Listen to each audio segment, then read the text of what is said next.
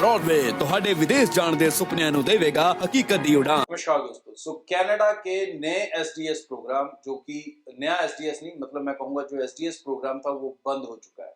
बंद होने के साथ अब आपका आईलेट स्कोर 6 ईच होना जरूरी नहीं है, आपको पूरे साल की फीस देनी भी जरूरी नहीं है, तो आपको जीआईसी का $20,600 भी ट्रांसफर करने की जरूरत नहीं।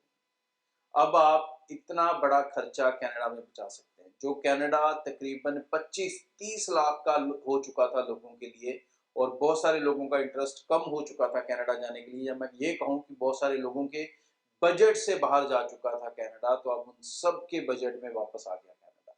क्योंकि अब कनाडा आप 6 मंथ या 1 साल की फीस भी दे के जा सकते हैं और बिना जीआईसी के जा सकते हैं। तो जो कनाडा का बजट रह जाएगा आपका न्यू रूल्स के अंदर, वो मात्र 10 से 12 लाख मुश्किल से रह जाएगा।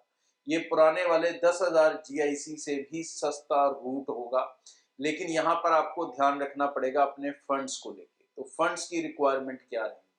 अकॉर्डिंग टू एम्बेसी गाइडलाइंस आपको 4 महीने की बैंक स्टेटमेंट देनी है। तो मतलब आपके फंड्स 4 महीने पुराने होने जरूरी नहीं है, बैंक स्टेटमेंट 4 महीने की चाहिए। फंड्स उन्होंने कहा है कि हमें जेन्युइन चाहिए। तो ये जेन्युइन फंड्स की जो डेफिनेशन है, ये आप कैसे डेवलप करते हो ये आपके ऊपर है। अगर आपके पेरेंट्स से अकाउंट से पैसा आपके पास आ रहा है तो वो जेन्युइन है। प्रॉपर्टी कोई सेल करके आ रहा है तो वो जेन्युइन है, मतलब जिसकी आपके पास लॉजिकल रीजनिंग है, वो पैसा यहाँ पर आप दिखा सकते हो। कितना दिखाना है? आपको लिविंग कॉस्ट और 1 साल की फीस के इक्विवेलेंट दिखाना होता है। तो तकरीबन आपको 30 से 35 हजार डॉलर टोटल शो करने पड़ेंगे। अगर मैं इसमें से फीस माइनस कर दूं जितनी भी आपने दे दी है, तो भी आपके तकरीबन $25,000 बनेंगे। अगर 6 मंथ फीस देते हो, अगर पूरी फीस दे दी है, तो जीआईसी जितना पैसा ही आप शो कर सकते हो। तकरीबन 15 लाख के फंड्स दिखा के आप अपना वीजा हासिल कर सकते हो कनाडा के लिए। तो अब आपको किसी लंबे चौड़े झंझट में पड़ने की जरूरत नहीं है, कोई लंबा चौड़ा बजट बनाने की जरूरत नहीं है। और इसके साथ जो इम्पोर्टेंट चीज है वो है इनकम का सोर्स। ये बहुत जरूरी होगा अगर आप कनाडा का वीजा विदाउट जीआईसी हासिल करना चाहते हैं। और मैं इनकम के सोर्स के अंदर बिल्कुल एडवाइस नहीं करता कि आप जे फार्म लगाओ या कुछ और चीजें लगाओ।